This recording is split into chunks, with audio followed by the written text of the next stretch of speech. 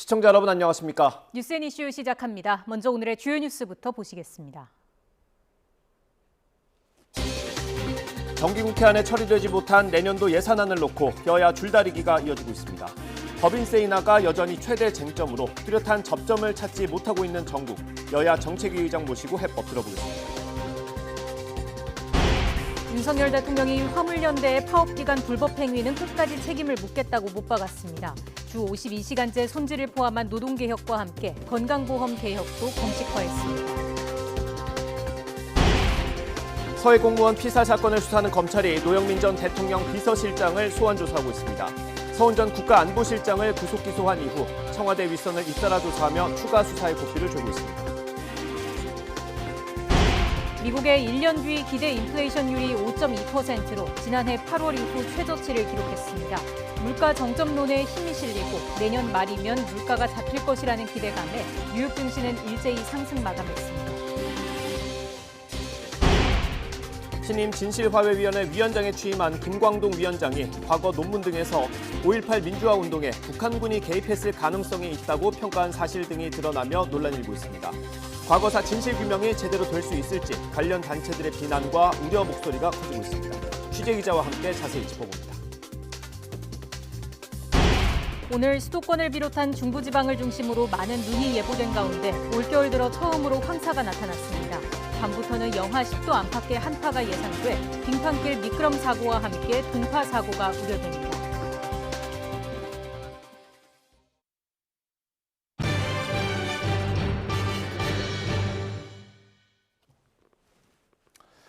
정기국회 안에 처리하지 못한 내년 예산안을 놓고 여야 줄다리기가 계속되고 있습니다. 법인세 인하가 여전히 최대 쟁점입니다.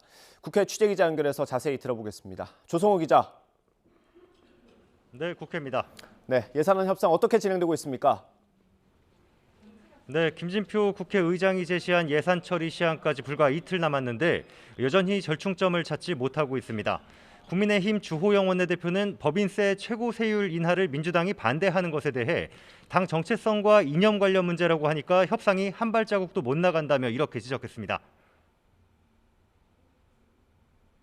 당의 정체성과 관련되는 문제라면 민주당 대표실에 사진을 걸어놓은 김대중 대통령, 노무현 대통령이 법인세를 1%, 2% 낮추었던 것은 어떻게 설명하겠습니까? 민주당은 최고 세율을 유지하되 연 2억 원에서 5억 원 이하의 이익을 내는 중소기업의 세율을 낮춰야 한다고 맞서고 있는데요. 윤석열 대통령의 법인세 언급에 대해서는 국회 개입이라며 차라리 직접 국회와 협상하고 담판 지으라고 꼬집었습니다. 들어보시죠. 입법부인 국회를 자신의 통포부쯤으로 여기는 저급한 인식이 드러난 것입니다. 예산안 심의 확정권은 입법부의 고유 권한입니다. 오늘 오후 2시에 국회의장 주재로 양당 원내대표가 다시 만나는데 진전된 논의가 이루어질지 주목됩니다. 네, 해임 건의안 여파도 계속되고 있습니까? 네, 진상규명 후에 판단할 문제라는 대통령실 입장에 대해 민주당은 헌법 정신을 전면 부정하면서까지 이상민 장관에게 면죄부를 주겠다는 선언이라고 비판했습니다. 박홍근 원내대표 얘기 들어보시죠. 유가족의 피 맺힌 절규와 국민 대다수의 반대에도 오직 동문 후배이자 최측근인 장관만 챙기겠다는 아집의 다름 아닙니다. 야3당 국조특위 위원들은 오전에 국회에서 기자회견을 열고 국민의힘을 향해 오늘 안에 국조특위 복귀 뜻을 밝히지 않으면 내일부터 본격적인 국정조사에 들어가겠다고 압박했습니다. 하지만 당장 국정조사가 정상화되기는 어려워 보입니다. 여당 의원들은 국정조사도 하기 전에 이 장관이 책임이 있는 것처럼 낙인을 찍었다고 반발하고 있는데 다시 참여할지는 이런 기준으로 판단한다는 방침인데요. 주호영 원내대표 얘기 들어보시죠. 정말 진실을 밝히기 위한 것인지 아니면 정치 공세로 그냥 책임 뒤집어 씌우기라든지 이런 프레이밍으로 갈 것인지 그 내용을 보고 판단하려고 합니다. 네, 이런 가운데 각 당 내부 상황도 좀 복잡하죠. 네, 국민의힘은 당 대표를 선출하는 전당대회가 내년 3월 초에 열릴 것으로 보이는 가운데 현행 7대 3인 당원 투표와 일반 국민 여론조사 비율을 당원 투표 비중을 늘리도록 조정하자는 주장이 친윤계를 중심으로 나오는 상황입니다. 김기현 의원은 BBS 라디오에서 수치를 얘기하는 건 부적절하다면서도 당의 정체성을 제대로 반영할 수 있는 시스템으로 끌고 가는 게 옳다며 이런 입장에 힘을 보탰지만 안철수 의원은 당원 투표 비중을 늘리는 건 역선택을 방지하는 게 아니라 국민의힘 지지층을 배제하는 것이라며 부정적인 입장을 내비쳤습니다. 민주당 이재명 대표는 오늘부터 1박 2일 동안 충청 지역에서 국민 속으로 경청 투어 일정에 나섰는데요. 내부적으로는 이 대표에 대한 수사를 문재인 정부에 대한 수사와 분리해서 대응해야 한다. 단일 대우로 맞서선 안 된다는 비이재명계 공세가 나오고 있는데 민생과 경제를 앞세워서 주요 입법 사항과 예산안 방향 등을 직접 설명하면서 자신의 결백을 강조하는 행보로도 보입니다. 지금까지 국회에서 YTN 조성호입니다. 윤석열 대통령이 화물연대 파업기간 불법 행위는 끝까지 책임을 묻겠다고 못 박았습니다. 이와 함께 주 52시간제 손질을 포함한 노동개혁과 이른바 문재인 케어를 폐기하는 내용의 건강보험 개혁도 공식화했습니다. 취재기자 연결해서 자세히 들어보겠습니다. 박소정 기자. 네, 용산 대통령실입니다. 네, 오늘 국무회의에서 윤석열 대통령이 많은 얘기를 했습니다. 하나씩 짚어보죠. 먼저 화물연대 파업에 대한 엄정한 법 집행을 다시 한번 강조했다고요. 그렇습니다. 윤 대통령은 오늘 용산 대통령실에서 55회 국무회의를 주재했는데요. 모두 발언에서 먼저 화물연대 파업이 우리 경제에 깊은 상처를 남기고 두 차례 업무 개시 명령이 발동된 뒤에야 끝난 것이 유감스럽다는 비판으로 시작했습니다. 파업 중에 불법 행위에 끝까지 책임을 물어야 한다고 밝혔는데요. 직접 들어보시겠습니다. 파업 기간 중 발생한 불법 행위에 대해서는 끝까지 책임을 물어야 할 것입니다. 폭력, 갈취, 고용 강요, 공사 방해와 같이 산업 현장에 만연한 조직적인 불법 행위 또한 확실히 뿌리 뽑아야 합니다. 임기 내 불법과의 타협은 없다. 법과 원칙이 바로 서는 나라를 만들겠다라고 거듭 강조하면서 경찰 등 법 집행기관은 불법과 폭력에 단호하게 대처하라고 지시했습니다. 이어 노동개혁에 대해서도 말했는데요. 어제 미래노동시장연구회에서 주 52시간 제도를 손질하는 등의 노동시장 개혁 권고안을 내놓은 것을 언급하면서 이 권고를 토대로 조속히 정부 입장을 정리하겠다고 밝혔습니다. 네, 국회에서 제때 처리되지 못한 예산안에 대해서는 뭐라고 했습니까? 네, 윤 대통령은 정부의 첫 예산안 법정 기한이 열흘을 넘어 매우 안타깝다고 지적했습니다. 고물가, 고금리, 고환율 3중고 극복을 위해 역대 최대 규모의 지출 구조 조정을 단행했고 이 절감한 재원은 서민과 사회적 약자를 지원하는 데 초점을 맞춘 예산이며 법인세법 개정안을 포함한 세제 개편안에는 국익과 민생이 걸려있다 이렇게 설명했습니다. 들어보시죠. 세제 개편을 통해 국민의 과도한 세부담을 정상화하고 법인세를 인하해서 기업 투자와 일자리를 늘리고 경제 활력이 제고될 수 있도록 초당적 협력을 부탁드립니다. 어제도 윤 대통령은 총리 주례회동에서 초당적 협력과 조속한 처리와 함께 특히 법인세법 개정안과 한국전력 공사법 개정안은 반드시 처리돼야 한다고 주문한 바 있습니다. 네, 윤 대통령은 건강보험 개혁도 공식화했는데 어떤 방향으로 진행이 됩니까? 네, 윤 대통령은 건강보험 정상화가 시급하다 이렇게 운을 떼면서 지난 5년 동안 보장성 강화에 20조 원 넘게 쏟아부었지만 정부가 의료 남용과 건강보험 무임 승차를 방치하면서 대다수 국민의 부담이 전가됐다며 전 정부를 직격했습니다. 국민 혈세를 낭비하는 포퓰리즘 정책은 재정을 파탄시켜 건강보험 제도의 근간을 해치고 국민에게 커다란 희생을 강요하게 된다고 했는데요. 들어보시겠습니다. 그래서 건강보험 개혁은 선택이 아닌 필수입니다. 건강보험 급여와 자격 기준을 강화하고 건강보험 낭비와 누수를 방지해야 합니다.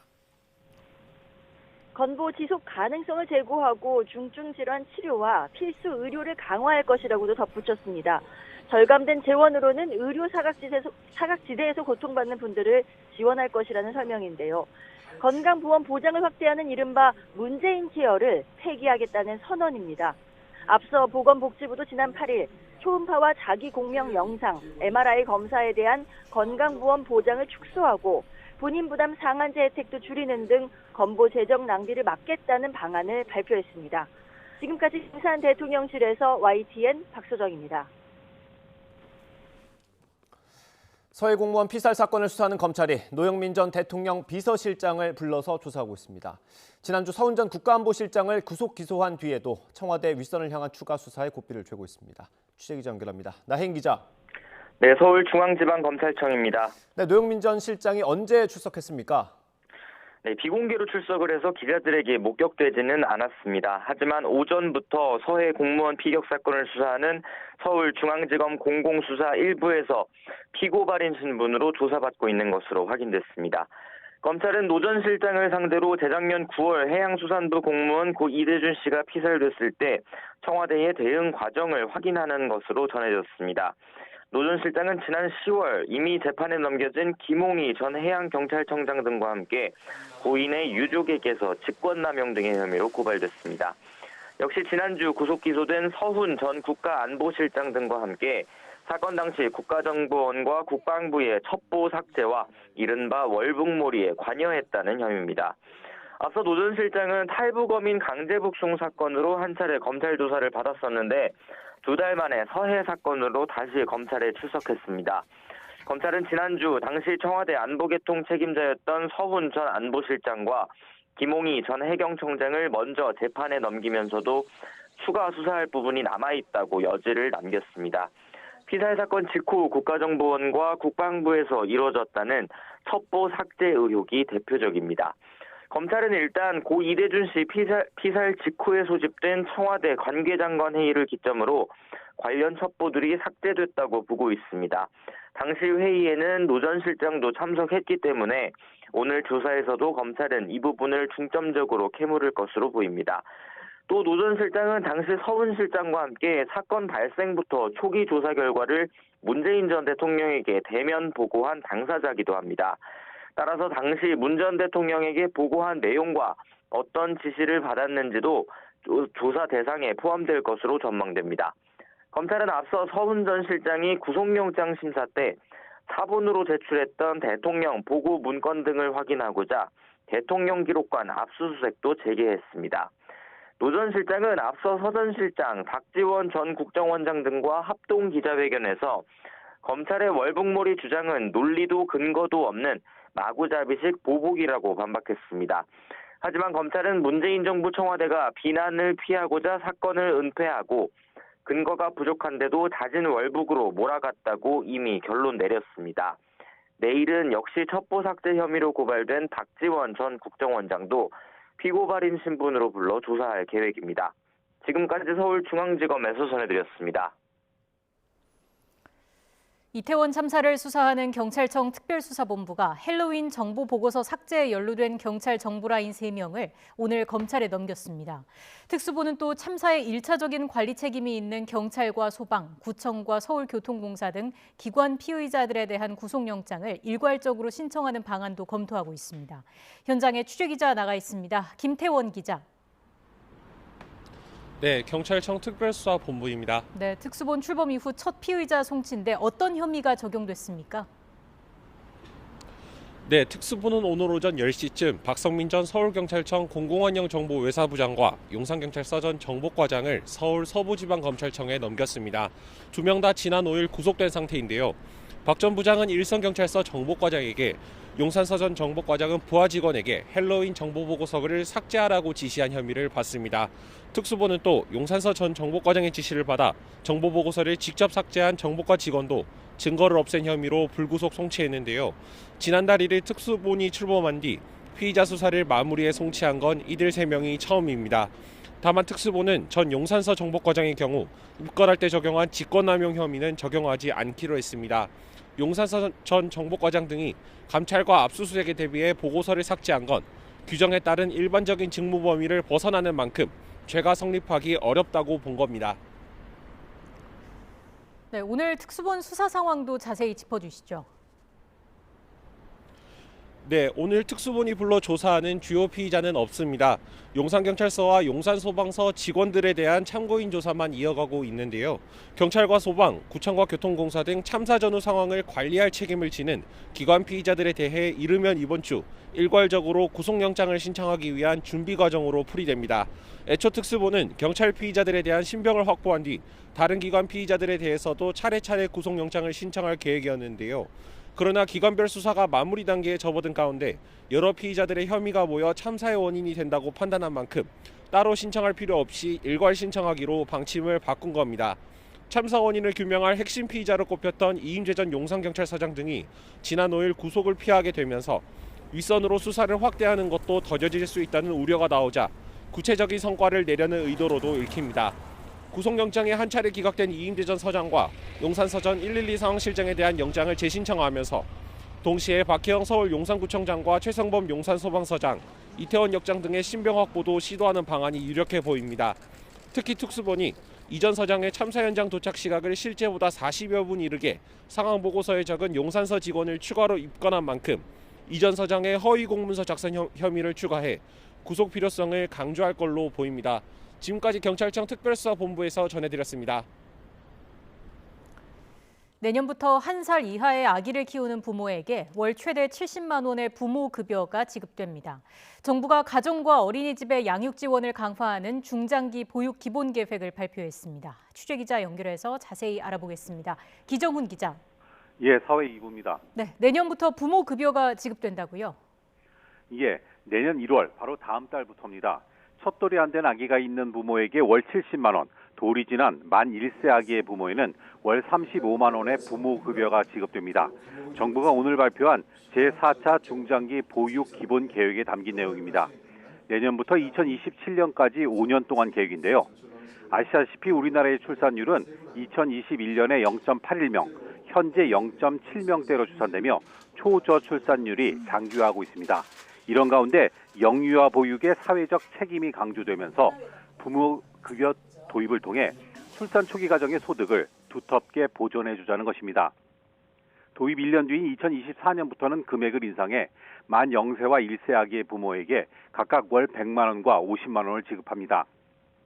0세 아기가 어린이집을 이용할 경우엔 보육료를 뺀 나머지를 부모에게 지급합니다. 보육 서비스 이용도 더 쉽도록 시간제로 영유아를 맡길 경우에도 어린이집의 기존 반과 통합 운영하는 방식을 도입하기로 했습니다. 올해 7만 5천 가구에 840시간이 제공된 아이 돌봄 서비스도 내년에는 8만 5천 가구 960시간으로 지원 대상과 시간을 확대합니다.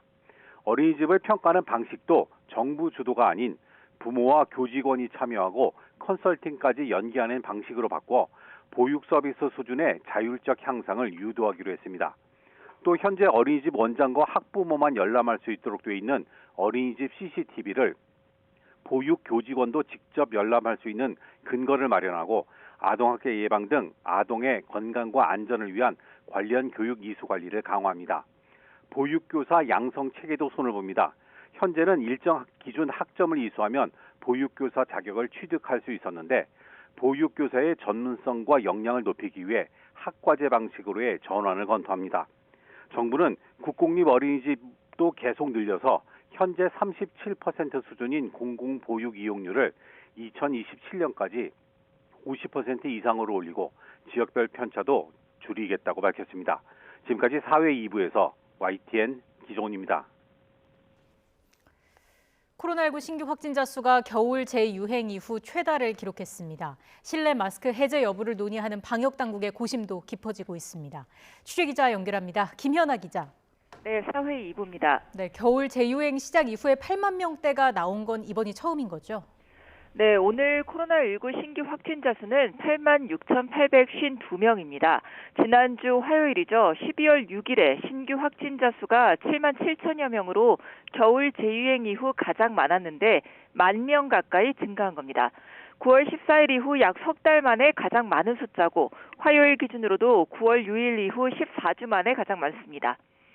환자 규모가 커지면서 피해도 늘어서 위중증 환자는 460명으로 25일째 400명대를 유지하고 있습니다. 하루 새 코로나19에 감염돼 숨진 사람은 29명입니다.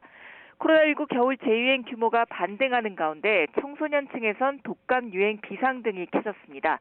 최근 청소년 독감 환자는 유행 기준의 12배까지 늘었는데요. 방역당국은 동시 감염 피해와 코로나 후유증 감소를 위해 청소년들의 코로나19 2가 기량 백신 접종을 적극 권장하고 있습니다.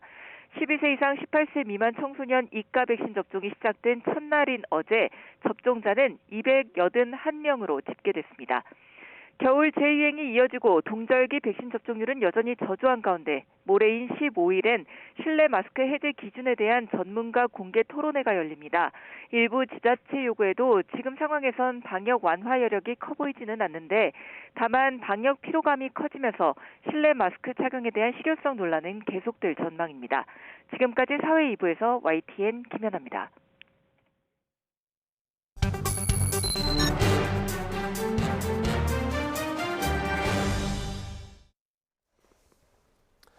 이태원 참사가 한 달이 훌쩍 넘어서 사흘 뒤면 49제를 맞습니다.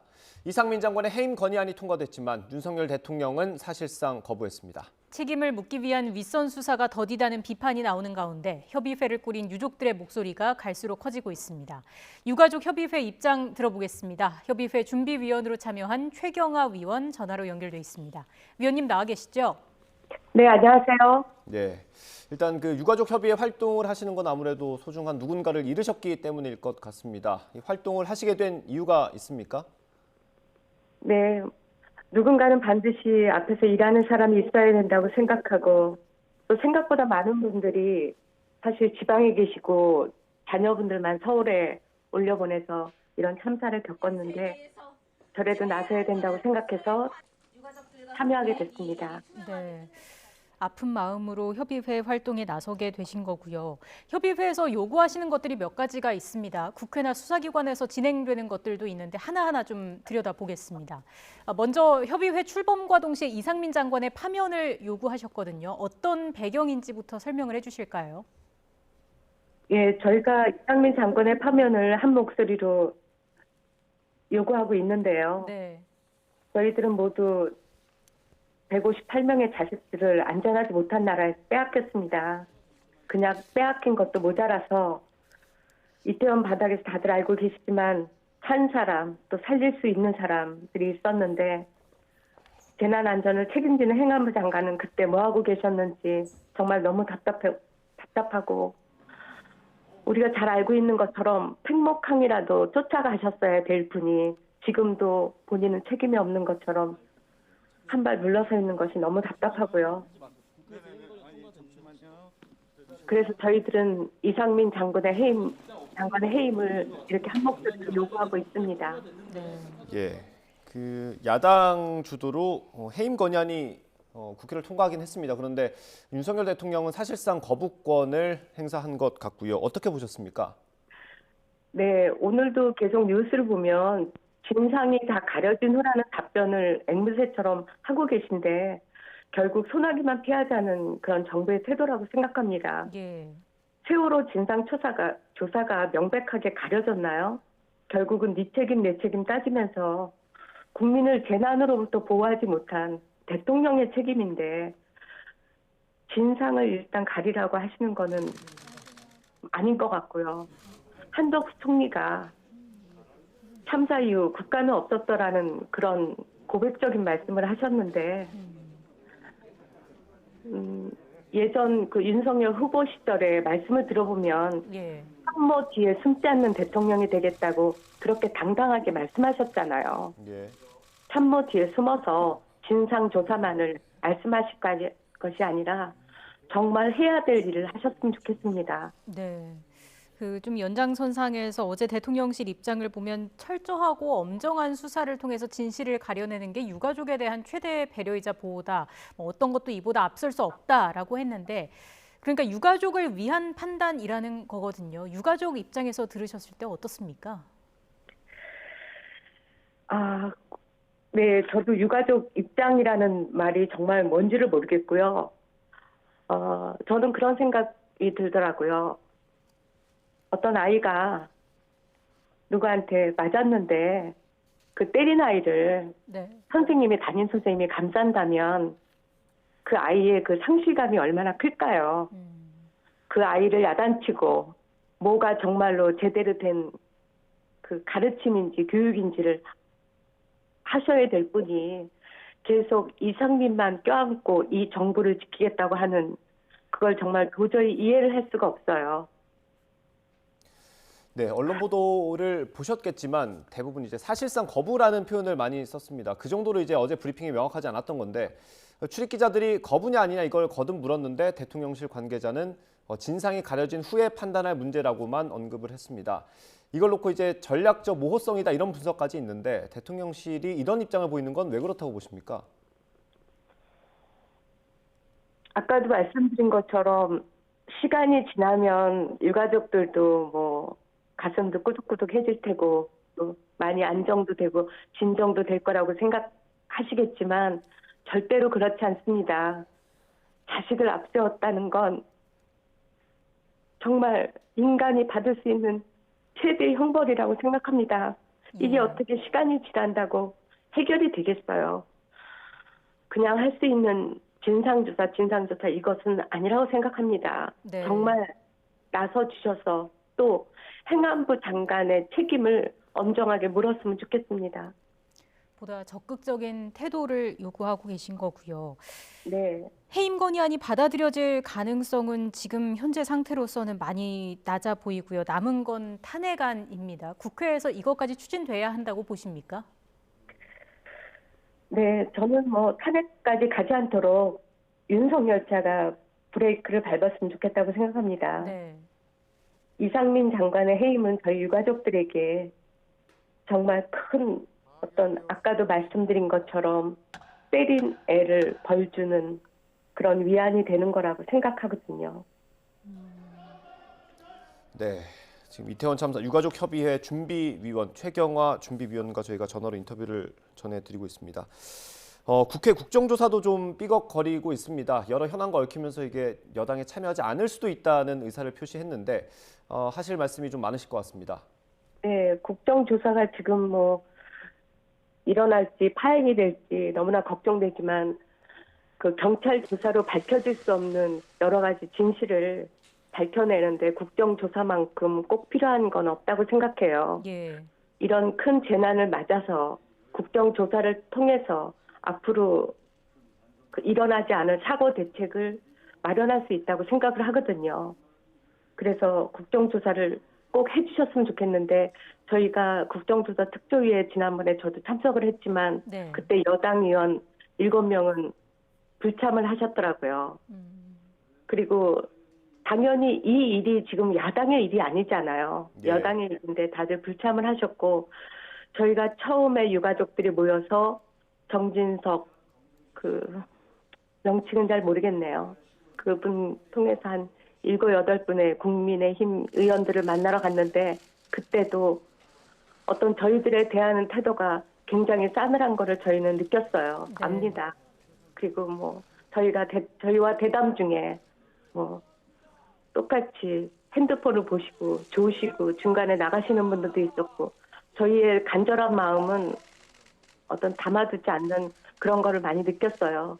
그리고 지금 이상민 장관이 해임이 가결되자마자 전부 다 뭐 국조위 파행하는 저런 제스처를 보이셨는데 어쨌든 그래도 국정조사가 명백한 진실을 가리키는데 꼭 필요하다고 생각합니다. 네. 협의회에서는 정쟁을 배제한 국정조사, 그리고 성역 없는 수사 등 모든 수단을 통한 진상규명을 요구하고 계신 상태인 거고요.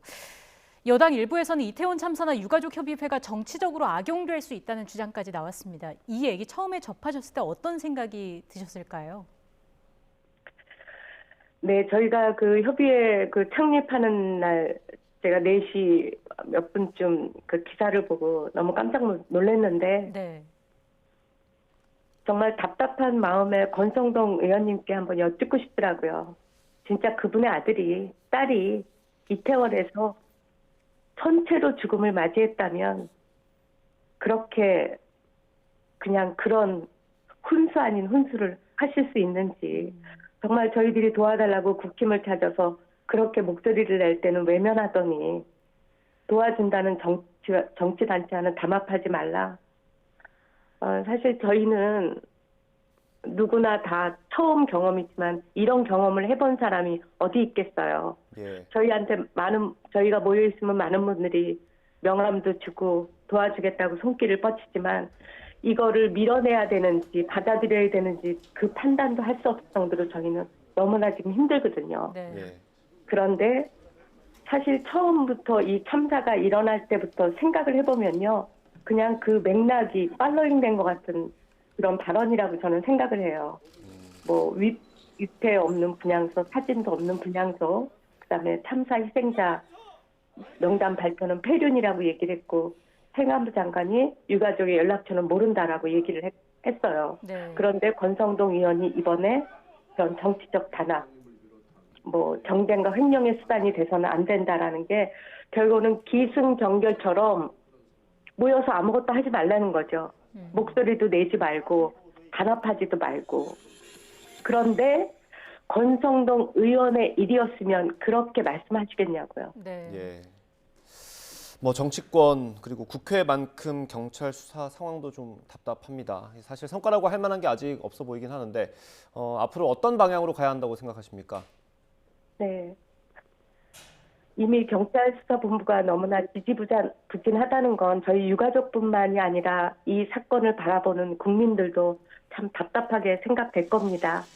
하지만 원망스럽게도 그 대통령의 이상민 껴안기가 그게 마치 메시지인 것처럼 그렇게 비춰졌기 때문에 그 경찰 수사를 하시는 분들 중에 눈치 없는 사람이라면 그걸 다 알아챘을 거라고 생각해요. 방향도 정해졌을 거라고 생각하고 있고요. 예. 그런데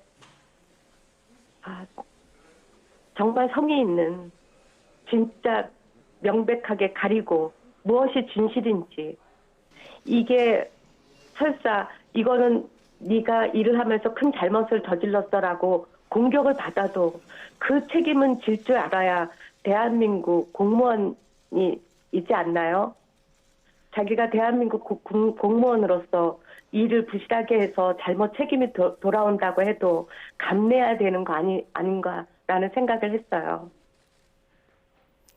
네, 이게 아무래도 뭐 유가족 협의회가 요구하는 진실을 또 밝혀내고 또 책임자 처벌과 관련된 것인 만큼 속도를 내주었으면 하는 바람이실 것 같고요.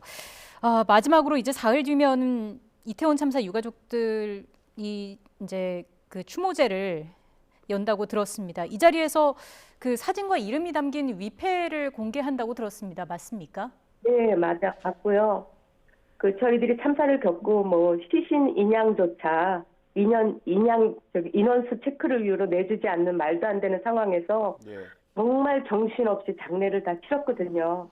그러는 동안에 49일이 되었고 이제는 좋은 곳으로 보내줘야 된다는 그런 시기가 다가왔고 또 많은 분들이 도움을 받아서 시민들과 제대로 추모하려고 하거든요. 네. 그래서 고인들의 사진, 이름도 다 공개하고 시민 분향소도 설치하고 그래서 16일 이태원역 3번 출구에서 6시에 하려고 계획하고 있습니다. 알겠습니다. 오늘 16일 금요일 오후 6시 이태원역 출구입니다. 네. 희생자들을 많이 좀 위로할 수 있는 자리가 되었으면 좋겠습니다. 오늘 말씀 여기까지 듣겠습니다. 지금까지 협의회 준비위원으로 참여하신 최경아 위원과 이야기 나눴습니다. 고맙습니다. 감사합니다.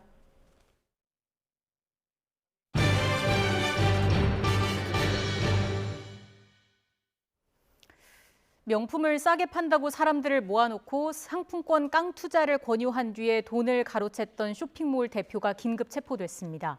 현재까지 확인된 피해자는 150여 명에 달하고 피해액은 최소 100억 원에 이를 것으로 보입니다. 취재기자 연결해서 자세한 이야기 들어보겠습니다. 윤성훈 기자. 네, 사회일부입니다. 네, 어떤 방식으로 사기가 이뤄진 겁니까? 네, 지금 보시는 화면은 해당 업체 사이트입니다. 현재 모든 제품이 품절됐다는 표시만 남아 있습니다. 지난 7일부터 돌연 판매가 중지돼 이용자들은 물건과 원금을 모두 돌려받지 못하고 있습니다. 해당 명품 쇼핑몰은 명품을 저렴하게 판매하면서 단골 고객에게 상품권도 팔았습니다. 할인율은 8%가량, 이를 되팔면 5%가량의 수익률을 낼 수 있다고 선전했습니다. 이용자들은 실제로 상품권을 저렴하게 사들인 뒤 상품권 교환점에 판매해 수익을 내기도 했습니다.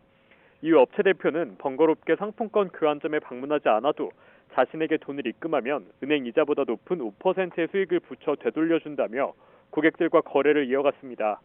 피해자들은 이 말을 믿고 돈을 맡겼는데 약속된 기간을 넘기고도 원금과 이자 모두 돌려받지 못했습니다. 피해자 이야기 직접 들어보시겠습니다. 가족 금액으로 하면은 1억 8천 원 정도 되는 것 같아요. 상품권 이제 구매하고 다시 정산 판매해서 좀 수익을 볼 수 있는 그 구조를 알게 돼가지고 구매하다가 이번에 이제 돌려받지 못하고. 네, 이렇게 해서 피해를 당한 사람이 적지 않다고요. 네, 현재까지 파악된 피해자만 150여 명입니다. 이 가운데 경찰 고소 절차를 진행하고 있는 피해자 40여 명의 피해 금액만 100억 원이 넘습니다. 경찰은 해당 업체 대표인 40대 오모 씨에 대한 고소장을 접수한 뒤 곧장 추적에 나섰습니다. 그러다 어제 낮 12시쯤 강원도 원주에 있는 모텔에서 오 씨를 긴급 체포했습니다. 오 씨는 대전 등 여러 지역을 옮겨다니며 도주하다가 경찰에 덜미를 잡힌 것으로 전해졌습니다. 경찰은 오 씨를 상대로 자세한 범인 경위 등을 조사할 계획인데요. 경찰 조사 결과에 따라 피해자와 피해 규모는 더 늘어날 수 있을 것으로 보입니다. 지금까지 사회일부에서 전해드렸습니다. 수년 전 전북 지역의 한 간부 소방관이 소방서 건물에 맥주병을 던졌던 일이 있었습니다. 직원들이 건물에 있는 상태여서 사고가 날 수도 있었지만 본부는 이거를 확인하고도 징계하지 않았습니다. 그 뒤로 이 간부는 소방서장급으로 승진했는데 1년도 되지 않아 갑질과 폭언 의혹으로 감찰을 받고 있습니다. 보도에 김민성 기자입니다. 부축을 받으며 기우뚱거리는 남성. 스티로폼 상자에서 무언가 집어들려다 옆 사람에게 제지당합니다. 어떤 지시를 하는 듯 손짓하더니 손을 옷에 닿고 건물 안으로 들어갑니다. 이 남성은 당시 전북 부안소방서 소속 소방령이었던 간부 소방관입니다. 술에 취한 채 따지도 않은 맥주병을 수차례 소방서 유리창에 던진 직후의 모습이 촬영된 겁니다. 사건이 발생한 소방서입니다. 당시 유리창 너머에 여러 소방관들이 있었던 만큼 자칫 큰 피해로 이어질 뻔했습니다. 술이 곁들여진 의용소방대 교류 행사를 마치고 돌아왔는데 부하 직원들이 나와 짐 정리를 돕지 않는다는 이유였습니다. 전북 소방본부는 이 사실을 알고도 정식 징계 없이 감찰 조사를 마무리했습니다. 특별한 조치가 없이 넘어갔고 그런 것들이 정말 하이즈 직원들을 무시하는구나. 혹은 조직에서도 이 부분에 대해서 뭔가 개선할 의지가 없구나 그렇게 생각을 했던 상황이죠. 이 간부 소방관은 지난해 말 일선 소방서장급인 소방정으로 승진했습니다. 그런데 승진 1년도 안 돼 부하 직원들에게 갑질을 한다는 투서가 접수돼 또 감찰 선상에 올랐습니다. 사표 내라, 직위 해제감이다라는 식의 폭언을 일삼는다는 의혹도 나왔습니다. 갑질로 인해서 어떤 피해를 좀 당했고 이런 부분들이 사실적인지 피해자라고 생각되시는 분들한테 개별 면담으로 지금 조사를 진행하고 있습니다. 논란이 된 간부 소방관은 제기된 의혹을 대체로 부인했습니다. 자존심 상할 수 있고 그렇기 때문에 저는 이제 그런 말은 안 했습니다. 그렇습니다. 다만 맥주병을 던진 사실은 인정한다며 해서는 안 될 일이었다고 머리를 숙였습니다.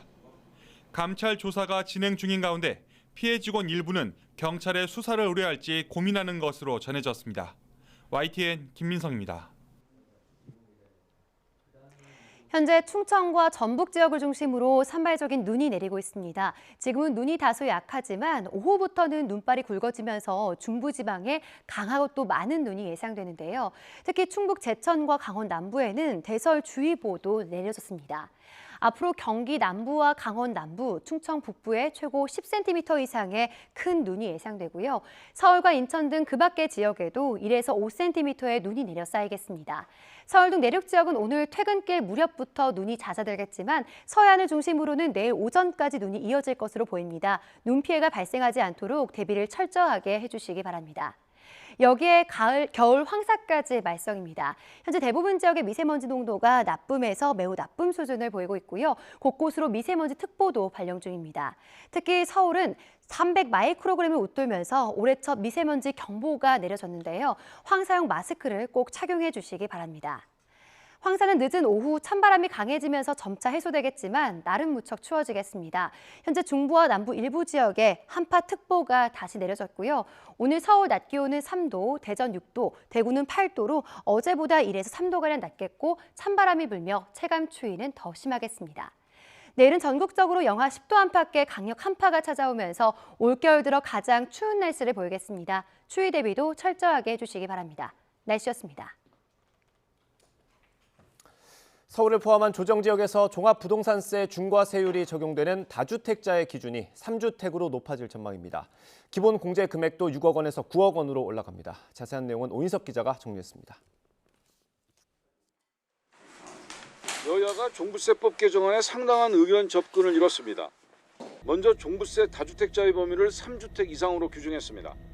현행 종부세법은 서울 등 조정 대상 지역의 2주택자를 다주택자에 포함시켰지만 여야가 합의한 개정안으로 2주택자는 모두 다주택자의 범위에서 빠지게 됩니다. 다주택자는 1주택자보다 2배 안팎의 높은 중과세율로 종부세가 부과되는데 여야가 합의하면서 조정지역 2주택자의 세부담은 크게 줄어들게 됩니다. 기본공제도 6억에서 9억으로 인상하고 1세대 1주택자는 11억에서 12억으로 올리기로 했습니다. 부부 공동명의자는 기본공제가 18억 원으로 뜁니다. 1가구 1주택 기준은 11억을 12억으로 또 저가 다주택자는 6억에서 9억으로 옮기는 그런 것에 합의했습니다. 사실상 3주택 이상을 보유하더라도 과세 표준이 12억 원을 넘지 않으면 중과세율이 아닌 일반세율로 과세하기로 여야가 합의했습니다. 과세 표준 12억은 공정시장가액 비율 80%를 적용할 경우 합산 공시가격은 24원입니다. 거주주택 이외에 2주택 이상이 상속주택이나 농가주택 등 투기 목적이 아닐 가능성이 크다고 본 겁니다. 과세 표준이 12억 원을 넘는 3주택 이상자에게 적용하는 중과세율은 아직 합의를 도출하지 못했습니다. 야당인 더불어민주당은 다주택자 종부세 최고세율이 최소 5%는 돼야 한다는 입장을 굽히지 않고 있습니다. 최고세율이 6%인 다주택자 중과세율은 정부 여당이 야당안을 수용하는 선에서 매듭 지어질 가능성이 커지고 있습니다. YTN 오인성입니다.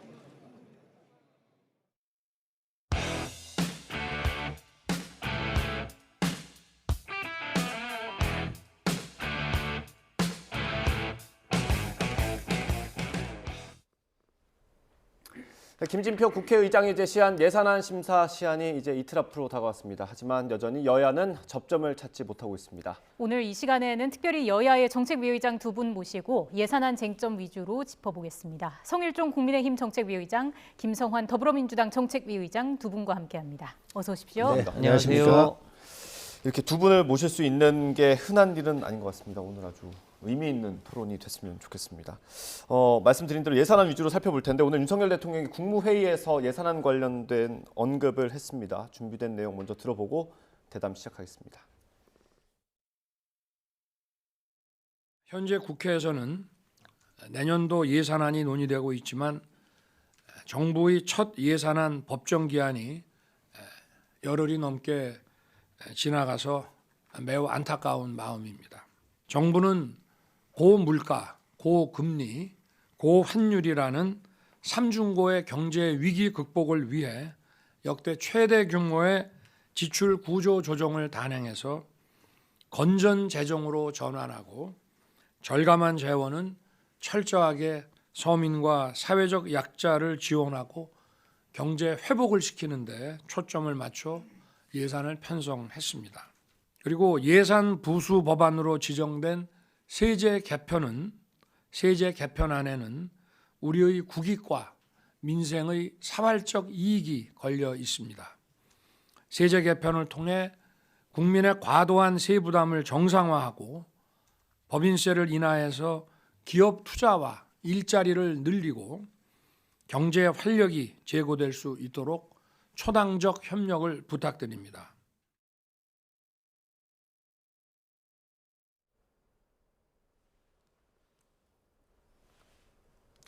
네, 예산안 협상이 계속되고 있는데 쟁점이 되는 것 가운데 하나가 부수법안, 예산 부수법안 가운데 법인세 관련된 내용 아니겠습니까? 대통령도 얘기를 했는데 일단 25%에서 22%로 3%포인트 낮추자는 게 정부 여당의 입장입니다. 그 이유를 좀 설명을 해주시면 좋겠습니다. 법인세가 비교적 OECD 국가 중에서 저희가 높은 편이에요. 7위 정도가 되잖아요. 네. 그래서 이걸 좀 세계 표준에 좀 맞춰야 되겠다는 생각을 가지고 있고요. 네. 두 번째로는 지금 차이나 리스크가 경제적으로 굉장히 크잖아요. 네. 그래서 이러한 큰 기업들이 이제 다른 지역으로 이전을 해야 되는데 네. 우리가 굉장히 좋은 조건을 가지고 있거든요. 그래서 이런 법인세 같은 경우는 좀 우리가 낮춰주게 되면 아무래도 우리가 외국인 투자 유치하는 데 상당히 도움이 되겠다라고 네. 생각을 하고 있고, 세 번째로는 우리가 전쟁은 군대가 하지 않습니까? 예. 지금 경제전쟁 시대에서는 기업이 하는 거예요. 네. 기업이 전쟁의 이제 주체가 되는 것이지요. 예. 그래서 군부대라고 보시면 돼요.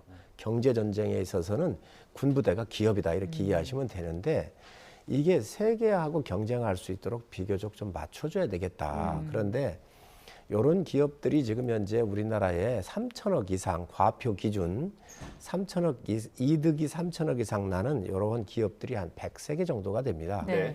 이게 글로벌 경쟁 시대잖아요. 예. 그래서 우리가 미국 기업이나 일본, 유럽 기업하고 경쟁을 해야 되기 때문에 지금은 이런 부분들을 좀 우리가 낮춰주면 이 국가의 GDP가 커지겠죠. 대한민국이 생산하는 총 규모가 커지고 네. 국가의 GDP가 커지게 되면 세수가 더 들어올 거 아니겠습니까?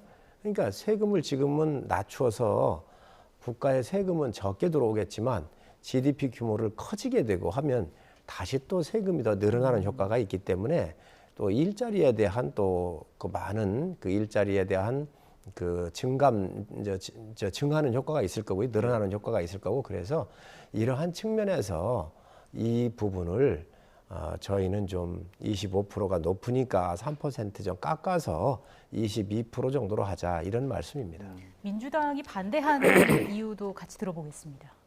네, 지금 우리 성일정 의장님이 얘기하셨던 게 일종의 낙수 효과라고 하는 경제 이론인데요.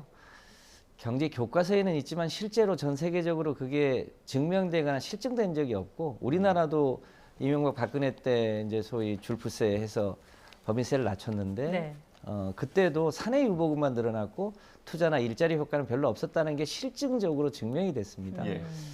세계적인 추세는 요즘은 법인세를 낮추는 게 추세가 아니고요. 예. 이제 대표적으로 미국이 이제 최근에 자국 내 전기 자동차를 생산하면 1,000만 원 보조금 주겠다고 한 것 때문에 우리 국내 생산된 전기 자동차가 미국 수출하는데 차별을 받게 됐지 않습니까? 예. 그게 이제 미국의 소위 IRA법인데 네. 그 IRA도 뭔가 하려면 재원이 필요하잖아요. 네. 그럼 미국이 사실상 미국의 법인세를 증세해서 네. 거기서 10년간 우리 돈으로 약 1,000조 원의 세수를 확보해서 그것으로 미국의 이제 기후 위기나 그런 산업에 투자를 하는 거거든요. 예. 지금은 추세가 예.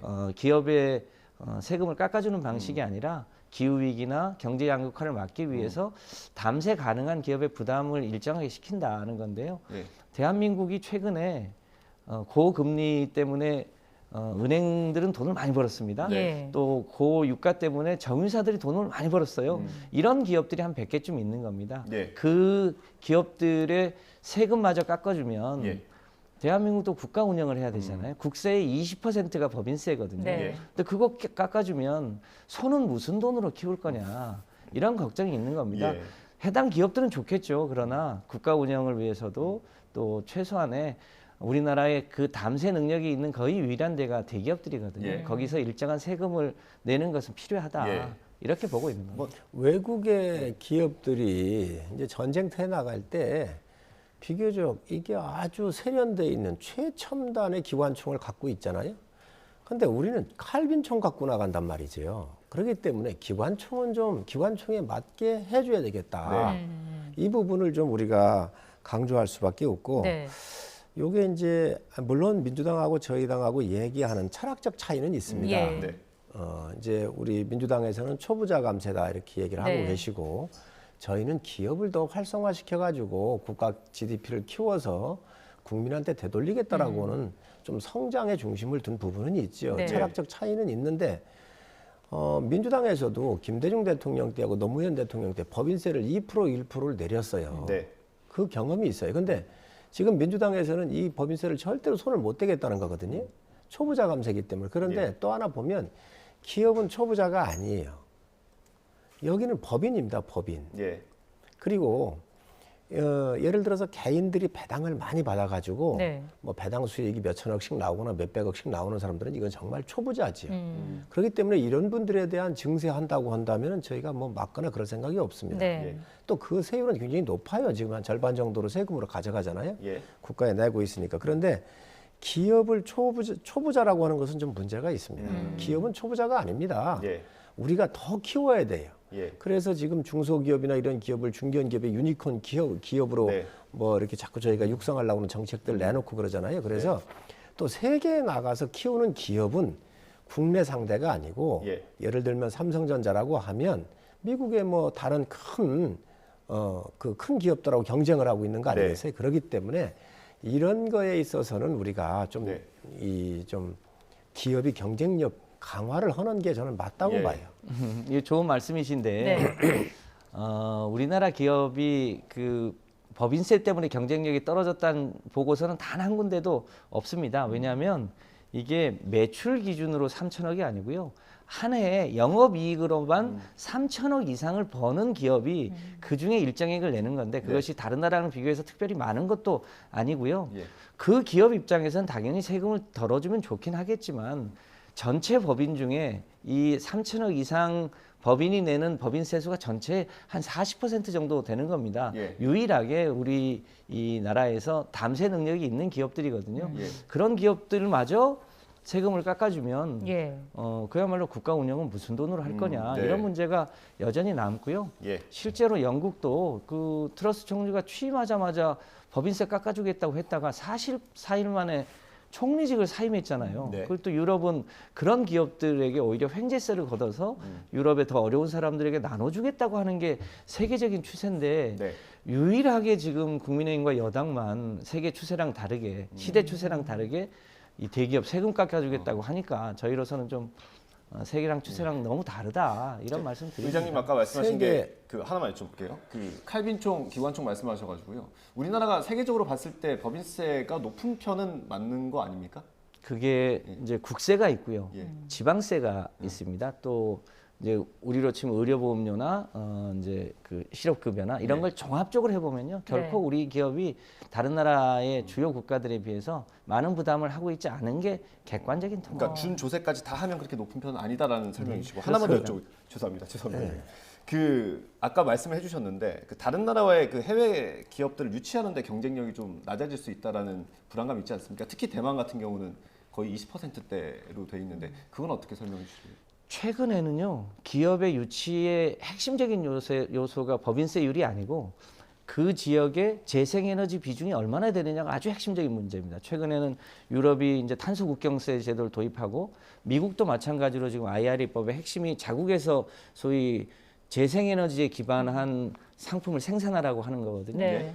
애플이 한국에 2030년까지 한국에서 만드는 제품을 100% 재생에너지로 만들려고 하는 겁니다. 지금 그래서 지금 주요 기업들이 가장 관심을 갖는 것은 내가 만드는 제품을 소위 이 탄소 에너지가 아니라 재생에너지로 어떻게 이 제품을 만들 수 있는 그런 기업 환경을 만드느냐, 이게 사실은 핵심이지 법인세 몇 프로가 핵심은 아니다. 이게 팩트다. 그 말씀드립니다. 지금 현재 이렇게 보면은 우리가 이제 반도체 같은 경우 경쟁국이 대만이잖아요. 대만이 20%예요, 지금 법인세가. 또 지방세도 없어요. 그런데 저희 같은 경우는 법인세가 25%잖아요. 또 그에 대한 10%를 또 내서 지방세를 내기 때문에 총액적으로 보면 27.5%에서 경쟁국보다 저희가 7.5%가 좀 높아요. 그리고 외국은 이게 세율이 단순해요. 그냥 하나의 단일세이거나 많아봐야 2구간밖에 없는데 우리는 이게 세 구간 뭐 이렇잖아요. 너무 복잡해요. 그래서 이것들을 좀 통일하는 게 좋고 문제는 뭐냐면 지금 저희는 법인세를 좀 낮추어서 투자를 늘리고 또 투자가 늘어나면 일자리가 늘어나고 그래서 경제 규모가 커지면 예. 또 국가의 이 규모가 늘어나니까 세금이 다시 들어오겠다. 그러는데 이게 레이건 대통령 때 이걸 해봤어요. 예. 정말 성공을 했습니다. 또 이명박 대통령 때도 감세를 해가지고 박근혜 대통령 되니까 금방은 안 나타나, 몇 년 지나야 나타나잖아요. 네. 그래가지고 매년 30조 이상씩 세금이 더 들어왔어요. 문재인 대통령이 뜻밖의 집권을 하셨는데 네. 그때 들어오셨을 때 2년여간을 저 국채 발행 없이 30조 정도씩 더 들어온 이 세금 가지고 추경을 해서 썼거든요. 예. 그러니까 지금 현재 경제가 어렵기 때문에 기업의 경쟁력을 좀 키우자는 거예요. 그런데 여기에 보면 저희가 손해라는 걸 잘 압니다. 기업을 뭐 세금 깎아줬다고 해서 저희한테 표가 되겠어요? 근데 민주당은 기업에서 나오는 세금을 좀 더 내게 해서 이 돈을 서민층한테 주겠다 그러면 아마 서민들은 박수를 칠 수 있어요. 그렇지만 표로 계산해서는 안 된다, 이게. 5년 뒤에 10년 뒤에 대한민국의 경제 성장을 봐야지. 네. 지금 표가 안 되더라도 지금 욕을 먹더라도 이걸 내릴 건 내려서 국가의 경쟁력을 배가하는 게 맞다고 생각을 합니다. 예. 제가 한 말씀만 보태면 이제 우리 법인세율이 이제 외형상은 지방세 포함해서 27.5%입니다만 소위 실효세율이라는 게 있습니다. 실제로 내는 세금인데 네. 예를 들면 대기업이 이제 각종 무슨 투자를 한다든지 또 무슨 R&D와 관련해서 연구 개발을 한다든지 고용을 추가로 늘린다든지 그러면 그 해당 항목별로 다 또 감세를 해주는 게 있어서 네. 실제로 우리 대기업들의 법인세 실효세율은 20%가 채 되지 않습니다. 그러니까 실제 명목상은 27.5지만 실제 실효세율은 20%가 안 되는데 그런데 또 깎아주자고 하니까 저희가 문제를 삼는 거죠. 예. 그러면 외국에는 그러면은 예를 들면 투자 세액 공제라든지 R&D 연구 개발에 대한 세액 공제 같은 게 없느냐? 외국도 있습니다. 우리보다 훨씬 똑같이 하고 있습니다. 그래서 이런 부분에 대해서는 저희가 바라보는 것은 국가 경쟁력을 바라보는 것이고 이제 민주당이 바라보는 것은 초부자는 감세가 안 된다는 거잖아요. 그래서 이게 법인은 초부자로 볼 수가 없는 것이다. 법인은. 네. 그렇기 때문에 이 부분을 좀 우리 의장님 뭐 매일 뵙고 있잖아요. 그러니까 의장님께서 좀 더 전향적으로 좀 풀어주셨으면 좋겠는데 그래서 제가 드리는 말씀이 예. 초부자 감세라고 이걸 이제 민주당이 굉장히 이게 이념적 측면으로 접근하시는 것 같은데 이것보다는 그러면 실용적 접근으로 접근했었던 김대중 대통령이나 노무현 대통령 같은 경우는 네. 한미 FTA나 뭐 여러 가지 아주 실용적으로 국가 운영을 하셨잖아요. 그런 면에서는 좀 유연성을 가져줬으면 좋겠다는 말씀 드립니다. 예. 저희가 이제 초부자 감세라고 표현한 게 이것만 있는 게 아니고 이제 주식 양도소득세를 20년에 걸쳐서 비과세 기준을 100억에서 10억으로 낮춰왔거든요. 네. 그걸 다시 100억으로 높이겠다고 하면 이 주식 양도소득세를 100억까지 높인다. 주식을 100억까지 가지고 있다라고 하면 그것도 종목당입니다. 이게 이제 그야말로 초부자죠. 또 주식 주택을 3채 이상 가지고 있는 분들에 대한 누진과세를 없애겠다. 네. 상속증여세의 대상 기준을 매출 4천억에서 1조까지 늘리겠다. 이런 게 전반적으로 다 부자 감세라 통칭해서 하는 거고요. 네. 만약에 이걸 좀 떨어뜨려서 얘기하려면 이제 일종의 재벌 대기업 감세라고 표현하는 게 맞겠죠. 예. 그런데 저희가 이제 통칭해서 워낙 정부 여당이 대한민국의 소위 0.01%의 세금 혜택을 주는 것을 집중적으로 이번에 발의를 하셨거든요. 네. 그러다 보니까 저희가 표현상 초부자 감세다라고 네. 했습니다. 알겠습니다. 뭐 양당의 주장은 이렇고요. 일단 국민의힘에서는 김진표 의장이 제안한 그 2년 유예안까지는 수용을 하는 겁니까? 그럼 양보를 조금 하신 건가요? 김진표 의장님이 세제실장을 하셨어요. 예. 대한민국 최고의 세제 전문가십니다. 예. 세법을 너무 잘 알아요. 그리고 이거로 이 분야에서는 하여튼 뭐 사무관부터 부총리까지 가신 이력을 갖고 계시잖아요. 예. 그러니까 여야가 이게 교착 상태에 빠지니까 의장님께서 중지안을 내셨어요. 네. 그냥 22% 내리고 이걸 2년을 더 유예했다가 예. 2년 뒤부터 그럼 이렇게 하자 이렇게 이제 안을 내셨는데 우리 의장님께서 민주당 출신이시잖아요. 예. 기업을 잘 하시고 경제 전문가시고 세제 전문가이기도 하지만 경제부총리를 하셨으니까 얼마나 경제에 밝으시겠어요. 세계 경제 흐름을 다 꿰고 계시잖아요. 그래서 아마 이런 중재안을 내신 것 같은데 네. 저는 이제 국회의장님의 중재안이 가장 합리적이라고 생각을 합니다. 그래서 저희는 국회의장님이 주시는 그 안을 좀 받는다고 얘기를 했는데 예. 이제 민주당 쪽에서는 25%의 상한선을 계속 고수하고 있는 것이지. 그래서 의장님 나오셨으니까 국회의장님 안을 좀 받아주시면 고맙겠습니다. 여기서 합의가 되면 네. 저희로서는 가장 좋습니다. 그러게요. 국회의장은 아무래도 이제 과거 소속 정당과 관계없이 여야가 이제 첨예하게 대립하니까 네. 나름대로 이제 아이디어 차원에서 내보신 얘기인데요. 국회의장도 소위 낙수 효과가 없다는 것은 인정하시는데 외국 기업을 유치하는 데 조금이라도 도움이 되지 않겠냐고 합니다만 뭐 그런 요소들이 전혀 없진 않을 텐데 저희가 이제 최대로 걱정하는 것은 손은 도대체 무슨 돈으로 누가 키울 건데 대기업 깎아주고 그리고 초부자 깎아주고 3주택 이상 다주택 깎아주고 그러면 국가 운영은 무슨 돈으로 할 거고 선생님 월급은 무슨 돈으로 주고 도로는 무슨 돈으로 닦을 건데 이 문제를 결국 해결해야 될 텐데 예. 그나마 대한민국에서 가장 경제 여력이 있는 것은 대기업들이고 재벌들인데 그 분들한테라도 세금을 적정하게 받는 게 더 시대의 추이에 맞는 거 아니냐. 다른 나라는 1,000조 원씩 더 걷어가지고 자기네 나라에 자동차 보조금 주고 풍력, 태양광 이런 데 보조금 주고 이렇게 하는데 우리는 그렇게는 못할 망정 있는 것까지 깎아주려고 하냐. 이런 대목에서 약간의 차이가 있습니다. 약간의 차이. 15일까지 가능하겠습니까? 가봐야죠. 약간의 차이입니다만 여기서도 좀 좁혀지지 않는 것 같은데 그러게요. 의장님 가능합니까? 15일까지? 민주당에 달려 있습니다. 그렇습니다. 알겠습니다. 저희가 대통령이 딱 뒤에서 저 발목을 잡고 여야가 협상을 해야 되는데요. 예. 대통령이 가이드라인을 주니까 여당이 협상의 여지가 없는 것 같아요. 대통령께서 뭐 가이드라인을 내리시거나 뭐 이런 개념은 아니고요. 큰 틀에서 봤을 때 국가 운영은 이제 직권을 맡겨주면 그 직권을 맡겨주는 대통령으로부터 정부 그리고 집권 여당에 어떤 철학적 베이스가 있을 거 아니겠습니까? 네. 그런 것들을 국민들께서 맡겨주신 거예요. 그래서 예를 들면 민주당이 국채를 좀 발행을 해가지고 복지 우선순위 정책을 둘 때 저희는 이번에 재정 지출 구조적으로 24조 원을 깎았잖아요. 예.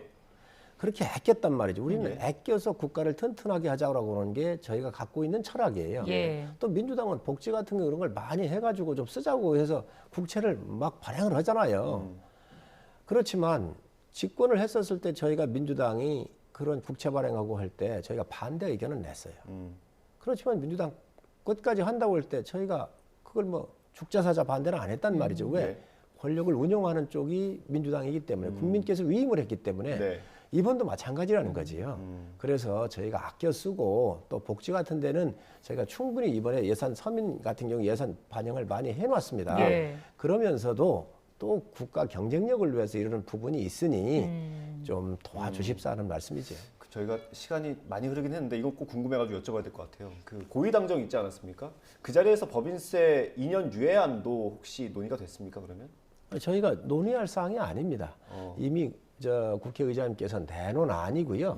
이거에 대해서는 양당 대표님들 또 의장님하고 저하고 이렇게 같이 협의하면서 이런 얘기를 다 나눴었기 때문에 고위당정에서 이건 굳이 이 얘기를 안 대통령실 나눠도 의중이 궁금해서 여쭤봤습니다. 아닙니다. 예를 들어서 김진표 의장님 안을 민주당에서 받아들이면 이건 예. 바로 해결할 수 있습니다. 어느 정도 공감대가 있다 정도로는 이해하면 될까요? 그렇습니다. 김진표 의장님 안은 저희가 이미 의견을 밝혔지요.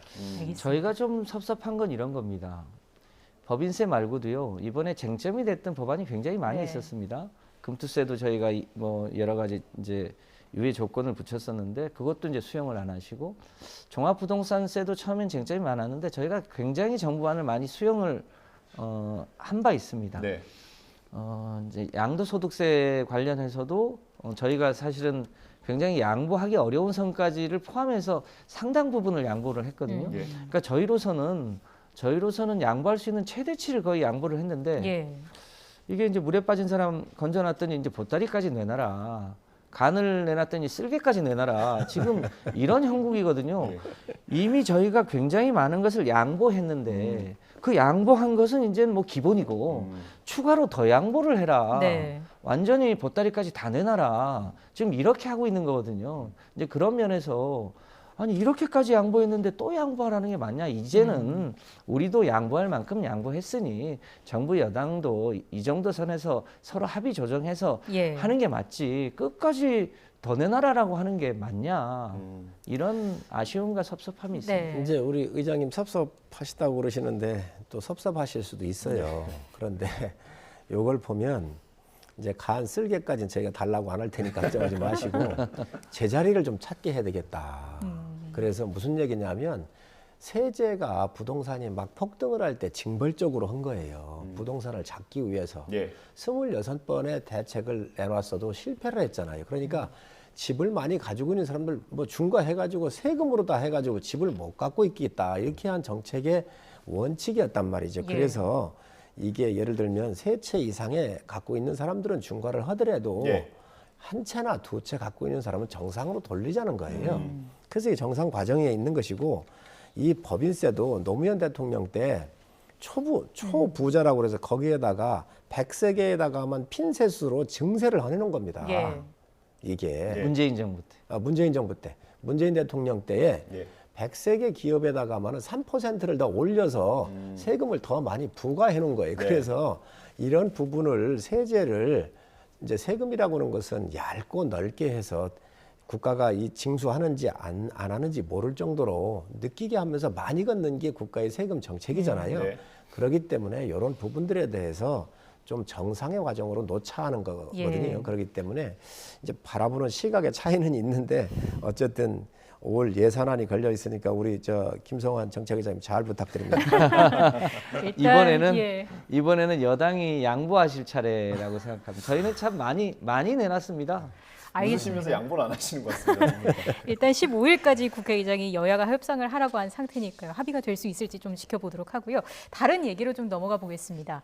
윤석열 대통령이 오늘 아침 국무회의에서 최근 화물연대 파업과 노동시장 개혁에 대한 언급을 했습니다. 이 부분도 녹취로 잠깐 들어보고 이야기 이어가겠습니다.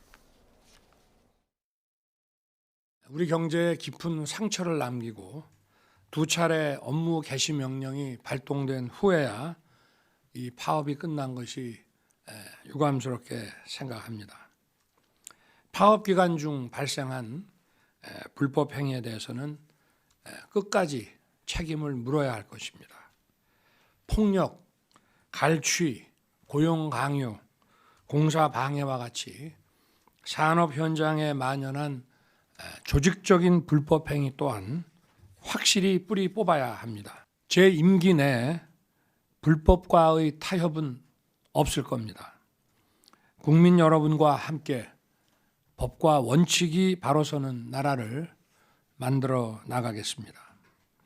어제 미래노동시장 연구회에서 노동시장 개혁을 위한 권고안을 제안했습니다.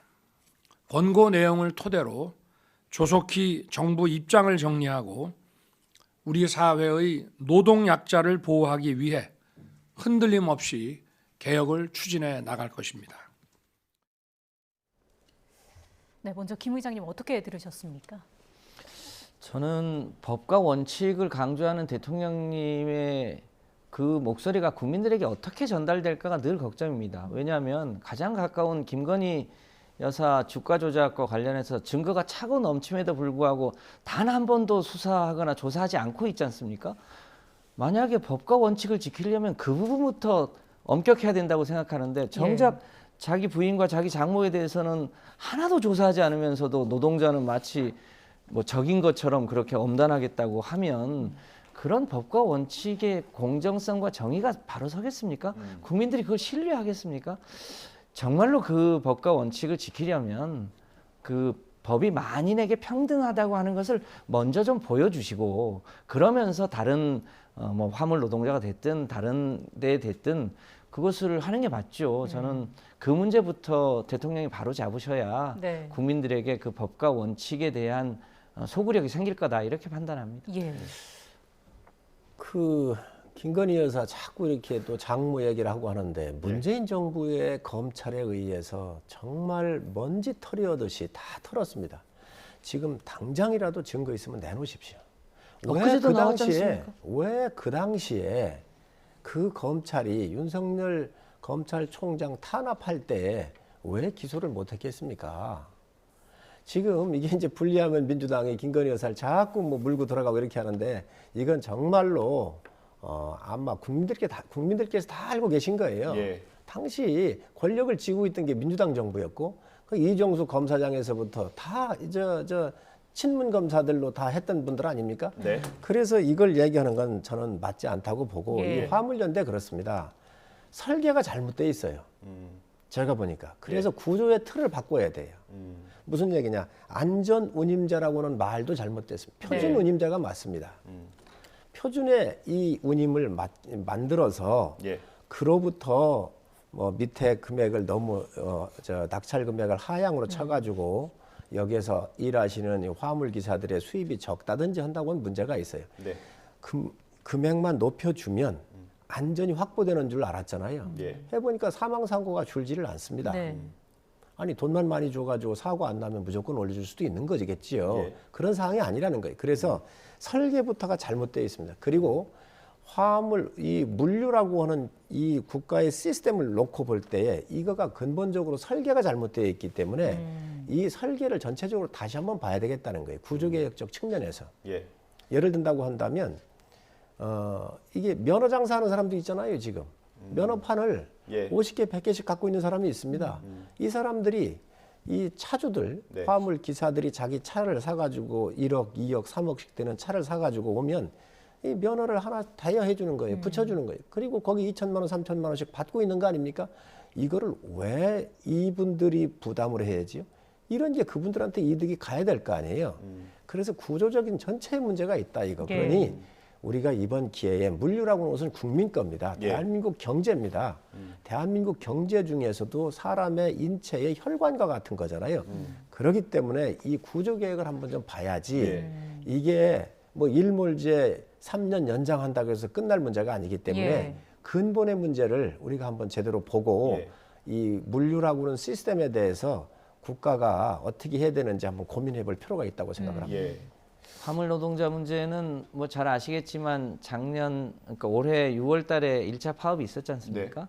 그때 정부가 사실상 이제 일몰제를 3년 연장하기로 하고 안전운임제 대상 기업을 어떻게 확대할지에 대해서 논의하겠다고 했었던 겁니다. 네. 그런데 그 논의가 진행이 안 되니까 불가피하게 파업을 했는데 파업을 사실상 강제 진압을 한 거지 않습니까? 노동자들이 힘이 없으니까 정부가 강제 진압하겠다는데 어떻게 하겠습니까? 따를 수밖에 없는데 그럼에도 불구하고 안전운임제를 3년 연장하기로 한 것은 그건 우선 약속을 지키고 우리 상일정 의장님 말씀하셨던 것처럼 근본적으로 추가 개혁을 해야 될 과제가 있으면 그건 추가 개혁을 하면 되는 거죠. 예. 그런데 마치 3년 일몰 연장하는 것은 개혁한 후에 보겠다라고 하면 그러면 또다시 그 화물 노동자들이 일종의 이제 소위 한탕뛰기라고 해서 예.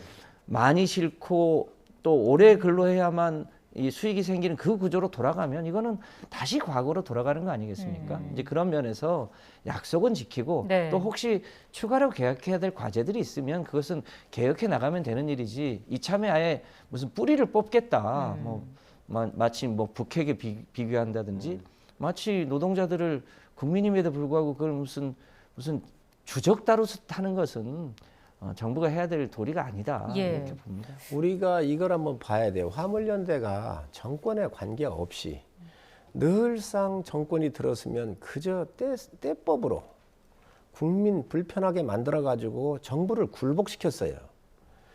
오죽했으면 노무현 대통령께서 긴급 명령 발동권을 만들어놨기 위해서 예. 직무에 복귀할 수 있는 예. 이거를 만들어 놓으셨겠습니까?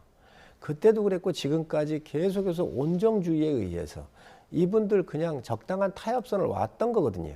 이번에야말로 이 국민 심판이 내려진 거예요. 예. 왜 이분들이 파업에 동참 안 하고 이게 백기를 들고 투항을 했을까? 이분들 투항할 생각 전혀 없었습니다. 국민들 압력에 의해서 그런 거예요. 국민들께서 심판을 하니까 방법이 없어서 백기를 들은 거예요. 처음으로. 무슨 얘기냐? 이제는 제대로 해야 한다는 거예요. 네. 그렇기 때문에 이 설계에서부터 모든 걸 새롭게 좀 보고 대한민국의 물류는 화물연대 거가 아닙니다. 민노총 거가 아닙니다. 예. 국민 겁니다. 우리 네. 모두 겁니다.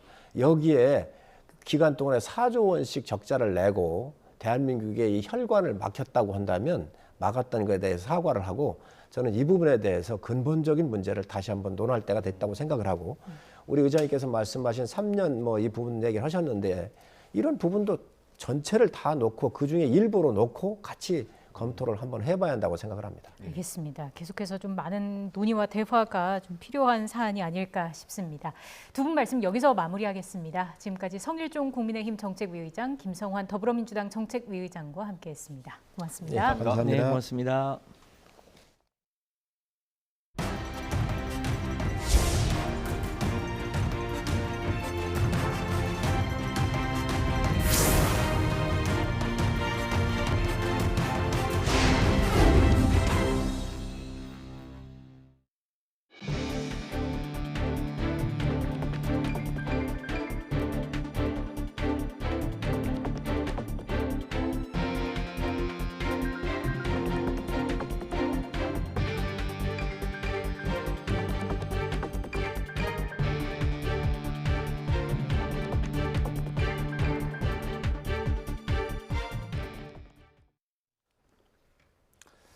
그룹 방탄소년단의 맏형 진이 잠시 후에 현역으로 입대합니다. 군과 경찰은 육군 신병교육대 앞에 많은 팬과 취재진이 몰릴 것으로 보고 안전사고 대비에 나섰습니다.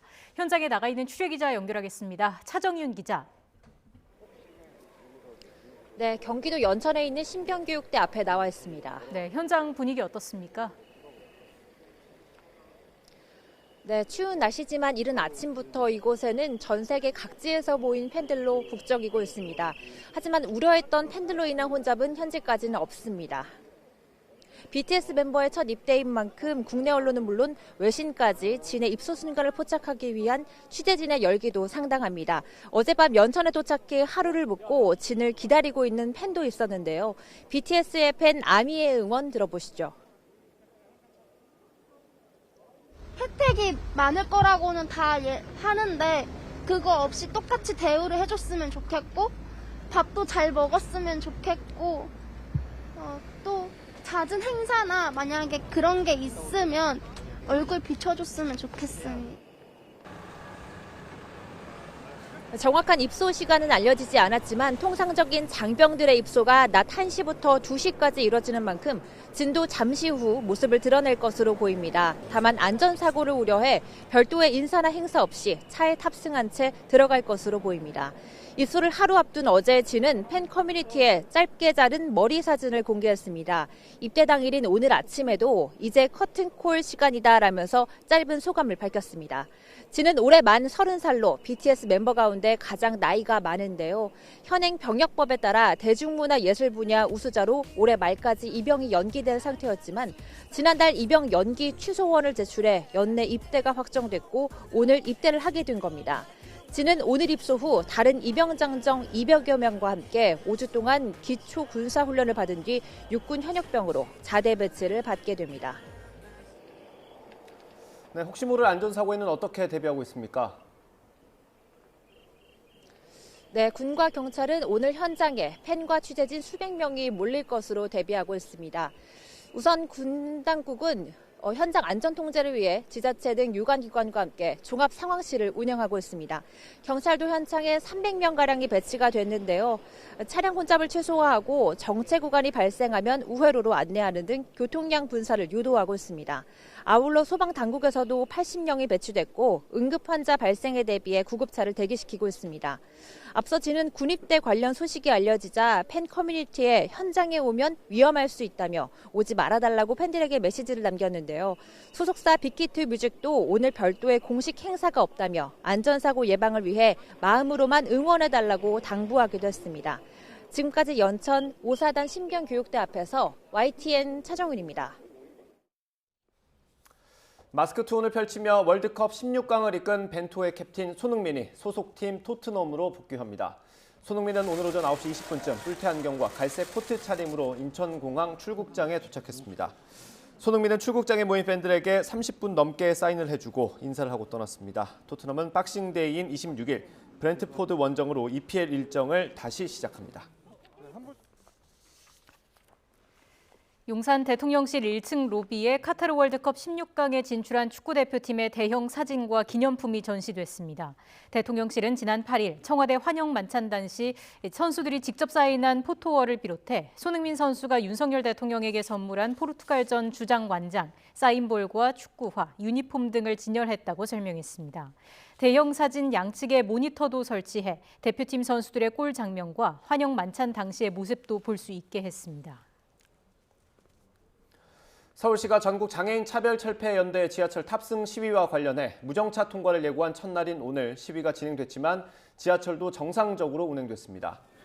전장현은 오늘 오전 8시 서울 지하철 4호선 삼각지역 승강장 앞에서 기자회견을 하고 서울과 사당역 등을 오가며 선전전을 했습니다. 휠체어가 탑승하는 과정에서 5분 정도 열차 출발이 지연되긴 했지만 전장현은 일부러 열차 출발을 지연시키는 행동을 하지 않았고 지하철도 무정차 통과 없이 정상 운행됐습니다. 전장현은 모레 장애인 이동권 예산이 국회를 통과할 때까지 매일 아침 8시와 오후 2시에 지하철 선전전을 계속한다는 계획입니다. 이마트가 점포로 전화를 걸면 챗봇으로 전환되는 시스템을 도입하면서 시각장애인들의 큰 불편을 겪고 있습니다. 코로나19로 전자상거래 시장이 급격히 확대하면서 시각장애인의 정보 접근성이 떨어지고 있는 건데 이 같은 제한은 장애인 차별금지법 위반에 해당한다는 지적이 나옵니다. 황보혜경 기자의 보도입니다. 40대 중증 시각장애인 장용전 씨가 가까운 이마트 점포로 전화를 겁니다. 챗봇을 이용하란 안내 음성과 함께 통화가 곧바로 종료됩니다. 챗봇 채팅으로 상담하실 수 있도록 모바일 화면 또는 문자 URL을 터치해 주세요. 문자로 온 챗봇 링크를 클릭해 상품 검색창을 누르고 안 되네. 가려던 이마트 점포를 찾는 데만 수십 분이 걸립니다. 화면 구성 자체를 받아들이기 위해선 그거를 계속 확인을 해야 되는 거예요. 위에부터 아래까지 쓸어서. 지난 10월 말 이마트가 전국 점포에 모바일 자동 상담 서비스인 챗봇 시스템을 도입하면서 기존 음성 서비스를 종료한 겁니다. 이에 대해 이마트 측은 집 전화 등 유선으로 점포에 전화하거나 본사 대표 전화로 걸 경우 여전히 음성 서비스를 이용할 수 있다면서 장애인 소비자 편의를 포함해 시스템을 계속 보완해 나가고 있다고 밝혔습니다. 코로나19로 비대면 전자상거래 시장이 확대하면서 시각장애인들의 소외가 덩달아 커지고 있습니다. 시각장애인은 스마트폰 화면 읽기 기능을 이용해 각종 앱에 담긴 정보를 확인합니다. 그런데 상품 설명이 이미지 파일로 돼 있어서 자세한 내용을 알 수 없다거나 보유한 쿠폰이 있어도 인식을 못하는 경우가 비일비재한 겁니다.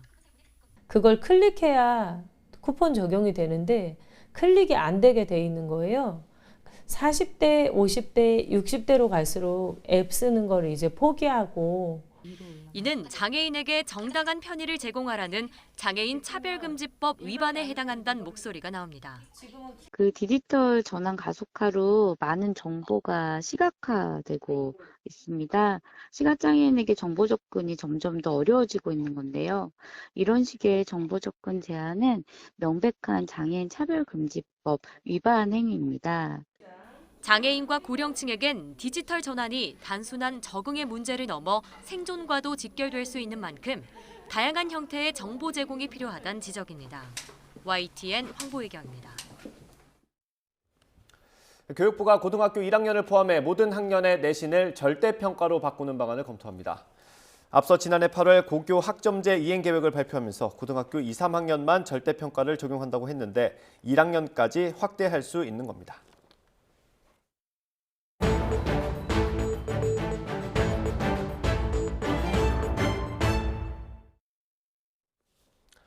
국가폭력에 의한 인권침해 사건과 항일운동사의 진실을 밝히는 진실화해위원회 위원장에 김광동 상임위원이 취임했습니다. 과거 사위 존립 이유를 부정하기도 하고 역사인식의 문제를 드러내기도 한 인물이라서 진실규명이 제대로 될 수 있을지 우려의 목소리도 나옵니다. 취재기자와 함께 자세한 이야기 나눠보겠습니다. 사회 일부 이준엽 기자입니다. 어서 오십시오. 어서 오십시오. 일단 진화위의 정식 이름이 진실화해를 위한 과거사 정리위원회입니다. 구체적으로 어떤 일을 하는 곳인지 짚어주면 좋을 것 같습니다. 네, 우리 사회에 아직 어둡고 밝혀지지 못한 부분이 많은데요. 그런 것들을 밝히고 또 앞으로 나아가기 위해서는 화해를 해야 된다는 의미에서 만들어진 것이 바로 진실화해위원회입니다. 네. 항일 독립운동이나 한국 전쟁 전후의 민간인 희생들 그리고 국가폭력 사례 등 법으로 정한 범위 안에서 진실규명 작업을 하는데요. 진실규명은 신청을 받아서 하게 되는데 심의와 조사를 거쳐서 결과가 나오게 됩니다. 조사한 사실을 밝힐 뿐만 아니라 국가의 재심을 비롯해서 적절한 후속 조치를 권고할 수도 있습니다. 조사한 내용과 결정문의 내용에 대해서 최종 의결하는 절차가 있는데요. 여야가 추천한 위원 8명과 대통령이 지명한 위원장 1명으로 구성된 위원회에서 과반 동의를 얻어야 합니다. 장관급인 위원장은 임기가 2년입니다. 예, 위원장이 캐스팅 보트가 될 수도 있는 자리인데 신임 김광동 위원장 어떤 사람입니까? 네, 정치학 박사 출신으로 사회운동가로 알려져 있는데요. 독립기념관과 또 방송문화진흥회 이사를 맡은 적이 있었고 지난해 2월부터 국민의힘 추천으로 진실화해위원회 상임위원으로도 활동하고 있었습니다. 대통령실은 지난 9일에 김 위원장을 임명하면서 상임위원을 맡아와서 업무 연속성이 있고 또 이론과 실무를 겸비했다고 설명했는데요. 네. 김 위원장은 뉴라이트 계열 인사로 평가받고 있습니다. 지난 2008년에 대한교과서 집필에 참여한 게 대표적입니다. 어제 취임식이 있었는데요.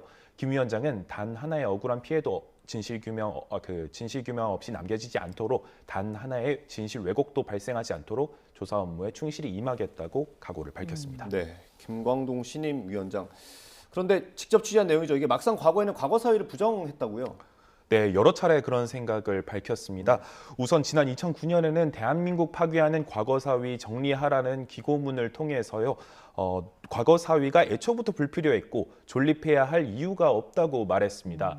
정상적인 법치주의 사회에서 과거사위 같은 초법적인 기구는 필요 없다는 게 한 가지 이유고요. 과거사위가 대한민국 정체성을 부정하고 또 정통 주도 세력을 짓밟는 정치 공세의 수단으로 변했다고도 말했습니다. 마지막으로 그런데도 과거사위를 운영하려 한다면 여러 과거사위를 지금의 진화위로 통합해서 인력은 절반 이상 감축시키라고 주장했습니다. 과거사위가 활동하는 건 소비에트 정부나 마찬가지라는 취지로 말하기도 했는데요. 직접 들어보시겠습니다. 무슨 과거사위원회나 특정 시민단체위원회의 활동이라고 보는 것은 어떤 의미에서 위원회 정치고 어떤 의미에서 보면 그것이 바로 소비에트 정부다. 그래서 한국 사회는 소비에트 정부, 준소비에트 정부의 유사 사회에 와 있다. 네, 이렇게 여러 차례 과거에 본인이 부정하던 과거사위원회의 수장으로 본인이 직접 오게 된 셈입니다. 예, 역사인식에 대한 문제 제기도 있다고요? 네, 2년 전 논문에서 5.18 민주화운동에 대해서 언급한 대목을 취재진이 찾아봤습니다. 역사인식에 대한 국가의 파시즘적 통제라는 제목인데요. 한국 하이에크 소사이어티라는 자유주의 사상과 또 시장 경제를 다루는 학회에서 발표한 겁니다. 당시 발의된 역사 왜곡 금지법이 일부 사건에 대해서 개인의 역사인식을 국가가 판단해서 처벌 대상으로 삼기 때문에 전체주의적이라고 주장합니다. 그런데 예시로 든 내용이 문제입니다. 문재인 전 대통령이 5.18 광주 민주화운동 당시에 계엄군이 헬기에서 기관총을 발사했다고 말한 게 명백한 허위 사실이라고 주장했는데요.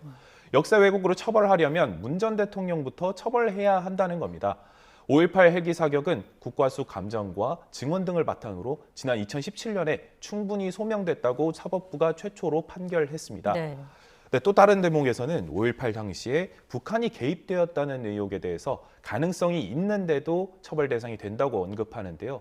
북한 개입설 역시 6차례 국가적 조사에서 모두 사실 무근으로 드러난 바 있습니다. 김 위원장 논문 발표 불과 한 달 뒤에도 5.18 당시 헬기 사격이 2차례 있었다고 인정하는 판결이 있었습니다. 그런데 그 뒤에도 김 위원장은 논문을 수정하지 않고 그대로 블로그나 기고문으로 올렸습니다. 예, 사실 5.18 관련 이런 발언들은 구구 쪽에서 많이 나왔던 얘기인데 그래서 또 논란이 되는 것 같고요. 이것 말고도 제주 4.3 사건에 대해서도 문제될 만한 발언을 했다고요? 네, 진화위 상임위원으로 있던 지난 9월에 불과 3개월 전에도 제주 4.3 사건을 공산주의 폭동으로 규정하는 발언을 했습니다. 4.3 사건과 여순 사건, 2.7 구국 투쟁 사건이 모두 본질은 김일성과 박헌영이 대한민국을 공산화하려고 벌인 일이라는 건데요.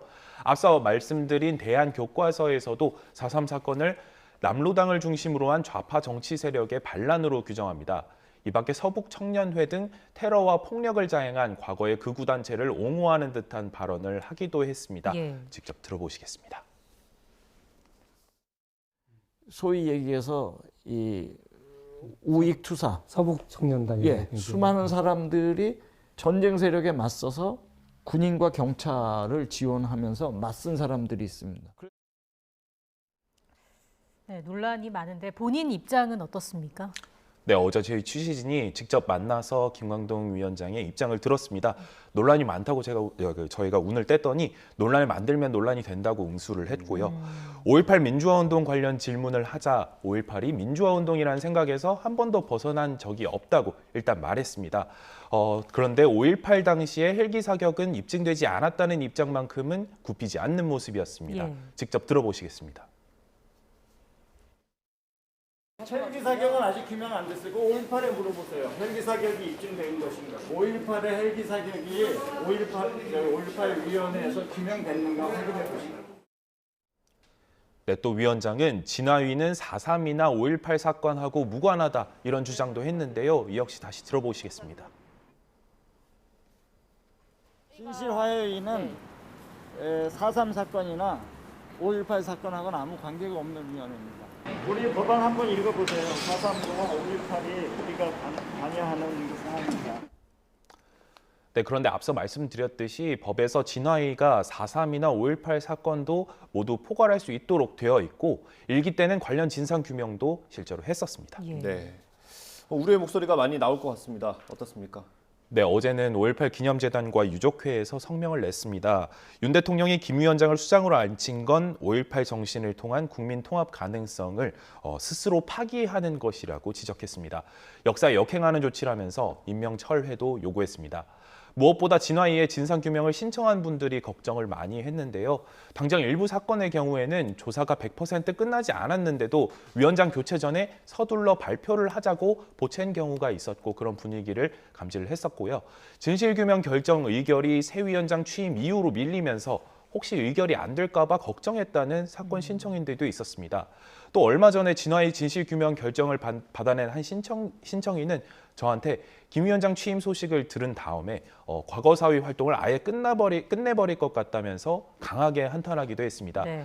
당장 진화위에는 삼청교육대나 형제복지원 같은 관심이 쏠리는 사안들 진실규명이 여전히 남아 있습니다. 김 위원장이 취임사에서 밝혔듯이 성공의 대한민국 역사 뒤안길에 그늘을 재조명하고 잘못된 부정의를 바로잡을 수 있기를 그 말을 실천할 수 있기를 바랍니다. 알겠습니다. 지금까지 사회일부 이준엽 기자였습니다. 고맙습니다. 고맙습니다. 추위 속 한방눈과 함께 올겨울 첫 황사 소식까지 찾아왔습니다. 전국 대부분 지역의 미세먼지 농도와 초미세먼지 농도 모두 나쁨 수준과 매우 나쁨 수준을 보이고 있는데요.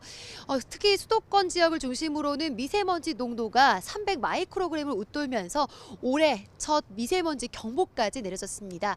황사는 찬바람이 강해지면서 점차 해소되겠지만 그 전까지 전국의 대기질이 탁할 것으로 보이고요.